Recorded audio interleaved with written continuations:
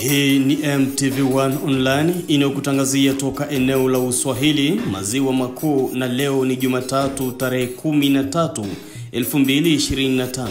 Jina langu Dr. Benitambwe Mkandirwa Walimete.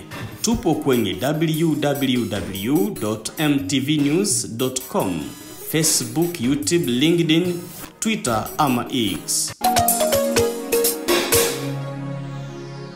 Taarifa kuu siku ya leo ni watu zaidi ya 8 na nyumba zaidi ya 26 kuchomwa moto na watu wanaodhaniwa kuwa ADF wilayani Lubero katika sekta ya Bapere.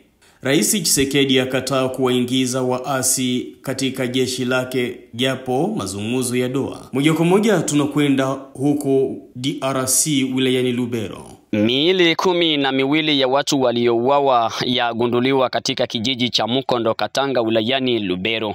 Taarifa zinasema watu wenye silaha walivamia kijiji cha Mukondo Katanga magharibi mwa mji wa Butembo na kuwaua watu na wengine kutekwa na watu wanaozaniwa kuwa ni ADF. Mkazi mmoja asema eneo hilo kuna jeshi la Kongo FARDC na wapiganaji wa Zalendo ambao waliarifiwa, ila kwa bahati mbaya hawakuingilia kati. Hiyo winga kuko wasiwasi ni kulingana na ushambulizi wa ADF waliingilia watu usiku wa mjini ya Katanga Mukondo. Walikuwa vipande ya mahende, ADF kaingilia population pale, kaanza kupiga masasi, kapiga population masasi, wengine basha kufa tu. Tuko na bila ya 17 mort, kwa hiyo wakati bila provisoire avec une blessée.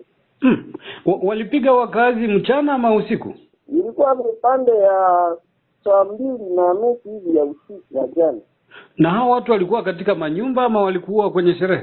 Kuko wakati wenyewe walikuwa kati ya nyumba na wenyewe wanaenda kubalabala na wenyewe na hawaya lala.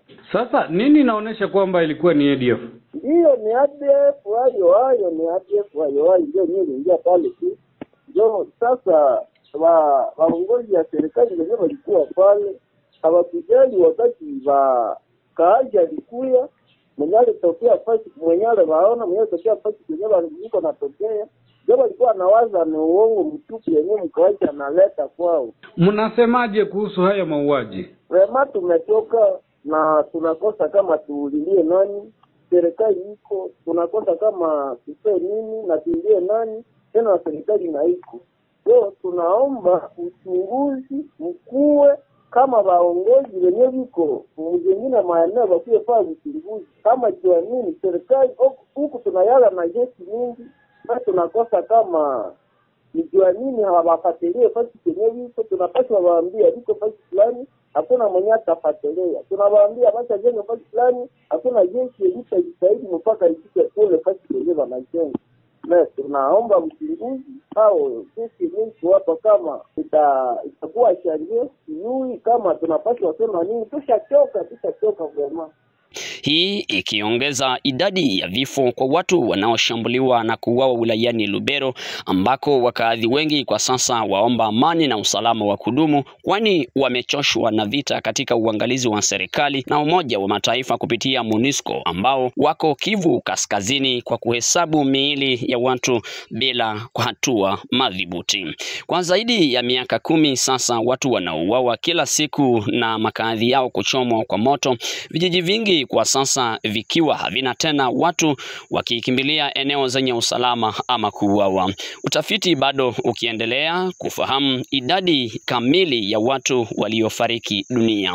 Duru zasema ya kwamba mtoto mdogo aliungua kwa moto katika nyumba iliyochomwa na wapiganaji hao baada ya mama yake kukimbia kwa ajili ya usalama wake. Mauaji ya ADF yaendelea kushuhudiwa kila kukicha katika maeneo ya kaskazini magharibi mwa wilaya ya Lubero katika usultani wa Baswa na sekta ya Bapere. Mauaji ya Mukondo katika usultani wa Baswa yaripotika siku 2 baada ya raia 3 wakaadhi wa Kasenye katika sekta ya Bapere kutekwa na kukatwa kwa mapanga kwenye mashamba za Itembo katika sekta ya Bapere. Kutoka Butembo, mimi ni Abel Tsongo wa MTV Online. Kuhusiana na mauaji hayo, vijana katika mji wa Beni wameitisha mgomo wa kutofanya kazi. Naik Junior yuko katika mji wa Beni. Ndiyo bwana mpasha habari, vijana wa Beni wako na andamana. Ya kwanza ni kupatana na ukosefu wa usalama ambao umeendelea kudumu. Mauaji ya ADF yanaendelea kufanyika hapa ndani ya mji wa Beni, wakati unaona wanaua Mutube inakuwa hapa ndani ya vile ya Beni. Unaona wanaua hapa Eringeti karibu, wanaua Wicha, wanaua. Mauaji ya ADF yanaendelea yakifanyika. Ingalao operation Usuja inaendelea kufanyika, lakini kwa kuweza kumaliza mauaji inakuwa shida kubwa. Shida ya pili inakuwa kwamba huyu M23 anaendelea kudhibiti maeneo hususan ndani ya Kivu ya Kusini. Na huku kwetu hakuna hata siku moja tumesikia kwamba government yetu ama FRDC imeweza kuteka ama kuweza kukomboa vijiji ambao vimetekwa na adui wa M23. Hiyo inakuwa shida ya pili. Na shida ya tatu tunakuta kwamba Kinshasa inakuwa na shida kubwa ambayo inakuwa haione mateso ambayo Beni watu wanaendelea kupitika. Hatuone kwamba wanaenda kusupport government yetu ya huku. Hatuone kwamba wana support, hatuone maaksio ya gouvernement kwa kuweza kusupport nguvu ambayo ama maendeleo ambayo watu wanaweza kufanya ndani ya jimbo ya Beni. Hiyo inakuwa shida kubwa, ambayo shida tatu ambao watu wamekuwa nayo, na tunawaza kwamba vijana kwa kweli hususan wanaweza kuandamana, lakini kwa kubomoa, kwa kuweza kuharibu, hiyo iko vitu ambayo tunapinga, kuonesha kwamba vijana hawawezi wakabomoa wakaharibu, lakini waweze kuandamana ndani ya droit, ndani ya sheria, ili kwa kweli malalamiko yao iweze kusikilika.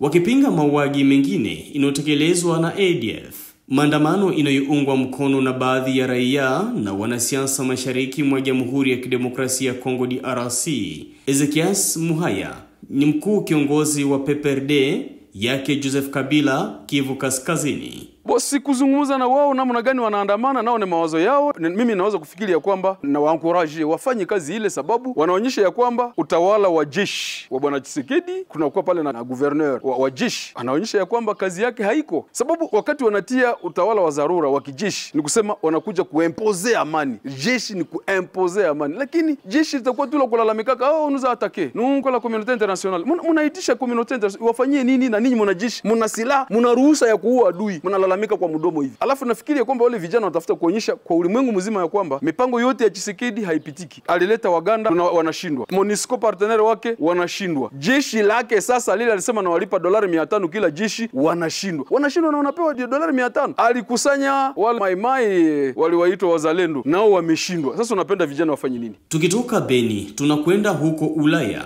ambako rais wa Jamhuri ya Kidemokrasia ya Kongo DRC Felix Tshisekedi ametangaza kuwa yuko tayari kwa mazungumzo ya kitaifa, ila akiwa na masharti. Oui, on ne veut pas de ce dialogue-là.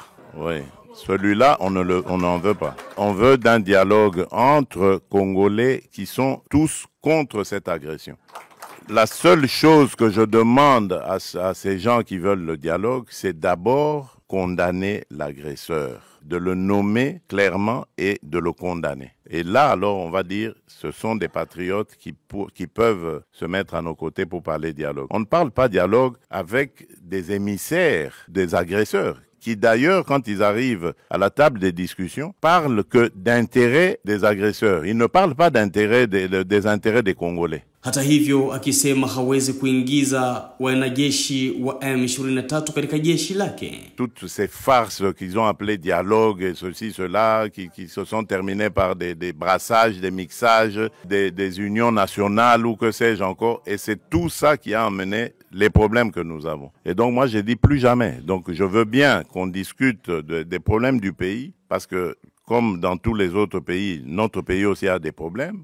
On peut en discuter, mais ça ne veut pas dire qu'il faut se terminer, ça doit se terminer par des brassages, des mixages. On introduit dans nos institutions des gens qui sont inféodés, des gens qui ont des nationalités douteuses, des choses comme ça. Kuhusiana na msimamo huo, nimezungumza naye Ezekias Muhaya, mfuasi wa Joseph Kabila akiwa mjini Goma. Nikusema anakuwa mwenye kushitaki na anashindwa sasa aendeleshe mashitaki namna gani.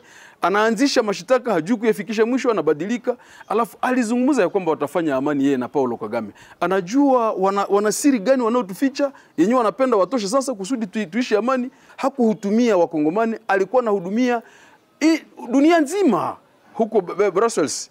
Alafu wakati amemaliza tunafikiri kama anaonyesha kwamba ndiye yunasiri ya amani hapa, au kama tunauawa ndiye yeye mwenyewe anajua kwa nini tunauawa, sababu mwenyewe amejitangaza, na sisi tunachunga aonyeshe wakongomani ya kwamba anaweza kuleta amani. Tukitoka Ulaya tunarudi hadi Bunia mkoani Ituri ambako askari jeshi zaidi ya 100 wamaliza mafunzo ya kijeshi baada ya kusaidiwa na Umoja wa Mataifa MONUSCO. Hii mafunzo tunaisikia tunapenda njuu ya nini njuu tunaipenda sana njuu watoto kama wanatoka kwa masomo wanafika hapa vile balifunda kwa masomo inafai babishike mzuri na baadapte vile balifunda kwa masomo kui menasi kwa hapa kui enemy kwa hapa. Ndio maana unaona tulikuwa kubapitizia saa hapa bakwe bafunde tena kikabisa ile wakati tunaona sema enemy kwa kumilima inafai bayue kutumikisha ile masila ya kupiga nayo milima, inafai wengine bayue enemy kwa sehemu gani unayua ile mafashi kukupori mingi sana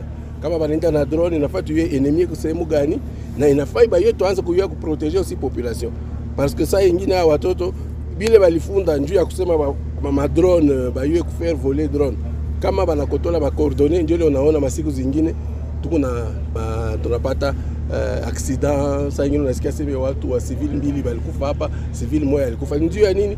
Ni njuu saa zingine ule mtu anatumikisha drone alikotola tu kashifre kidogo, akikotola tu kidogo na kunaisha wa civil wanakuwa na problem. Ndio maana tulipenda babi famille mzuri kutumikisha drone, kutumikisha masilaha kubwa. Juu masilaha kubwa ukikotola tu kidogo unakuwa basi. Kwa majina ni Buzima Bwira Auguste, nikiwa notable wa Rutobogo. Kulikuwa makaa fulani ambazo zilipita wakati katastrofe ilipita ndani ya mugini. Tulipata mama moja ambaye amekwisha kufariki na wengine tumekwisha kuwakosa, lakini kwa bahati nzuri tumekwisha kupata wengine watatu nao tumekwisha kuwazika, na wengine watatu tulishakosa mahali walipo ndani ya maji hiyo. Manake wamekuwa watu 4 ambao wamekwisha kupoteza maisha na watatu ambao wamekwisha kukosekana. Hii hali ni mashamba njoo ilizileta wakati mashamba zilikatika, kwa sababu wakaaji walikuwa wamekwisha kujikaza kwa kulima mihogo, maharage, ile yote ilizama. Wakati ilizama na mafugo yenyewe ilikuwa manyumba yote ilikwenda, mbuzi, kuku, bata, vile vyote vilienda. Bwana journalist, tangu siku ya 4 kufika tena leo hakuna msaada yote ambao busha kupata kwa mashirika mbalimbali. Bwana journalist, mashirika kabisa hazitujali kwa sababu hatuyapata hata assistance hata moja. Mwito gani kwa serikali kwa sasa na mashirika za kiutu ama maorganization humanitaire? Unasema nini sasa vile kiongozi? Mimi nasema kuleta ambayo tunakuwa nayo kwa sasa, kwa sababu ni wao wakuu viongozi wetu, wakati wanasikia sauti hii wafike hata kwa maonje fulani na kuwapasha hii kaa ambayo inakumba population ya Rutobogo, sababu ikaishi vile vraiment hii population tutaipoteza yote, itaenda kuhomba, sababu wamoja wanalala nje, wengine wanalala ndani ya mabashe kwa ukosefu tu wa msaada. Tunaweza estimate nyumba ngapi hapa ambazo zilizama na maji? Nyumba ambazo zilizama na kupotea lote ni nyumba, ziko nyumba 4. Pole sana. Ndio kabisa, ni pole. Maisha inakuwa hivi, sisi tulizamaka siku ya 4, tukutana na ile mvula ikizamisha watoto wetu na bajirani, na nyumba zikaenda na mafugo zikaenda na machungu yote vikaenda. Wale unaishi hai? Mimi naishi Sandege, sina kitu, kimbilia mu migomba, tuende tulale mu migomba, hatuna kitu. Naambia wakuu viongozi wafanye nini? Kama ndio watusaidie kabisa, watusaidie, wasikirie huruma. Tulisikia kwamba na wewe ulipoteza mama mzazi, pole sana. Ndio, ilikuwa siku ya 4 mtoni kitushambulia, mamangu mzazi akipotea, maima yake zama, mimi maiti kipatikana. Sasa ilipatikana mede siku ya 4 vitu vyote vilizama na nyumba na hakuna nafasi yenye tunaishi. Sasa tunawalilia kama kwa msaada obio nije bakwe tusaidie juu hakuna kwa tuko nalala na hatuna vya kupigia amo na mangozo zote zilizama. Kwa majina ni nani? Ninaitwa Mamvua Pauline. Hapa tunakuwa wapi? Hapa tuko Rutobogo. Maisha yanakuwa namna gani hapa? Maisha inatushinda sana, ndipo tangia siku ya 4 watu 3 walizama na wengine 3 tuliwakosa mumai, na ndio tunateseka. Antuka hapa tuko nalala mupori, tunakuwa tunakosa kama tuseme namna gani, vitu vyote vilienda, mafugo malienda, antukaone je yenyewe inaweza tusaidia na watu wakubwa tusaidie. Sisi tunateseka, tunalala mumigomba na tunavala kucha, hatuna nguo ya kuvala, hakuna kachungu, hakuna kitu chochote. Wakati mvua ilinyeshaka hiyo siku ya 4, wewe ulikuwa uko wapi? Mimi nilikuwa nipo munyumba, nikaenda shikuta, nipo napiga vyakula watoto watoke masomo bakule, tuenda shikuta nyumba zote zilisha yala na nyumba ziko zinaenda. Antuka tukeponyoka tukakimbilia mumigomba na wakukufa balikufa bamingi na bamutari bamingi balikufa.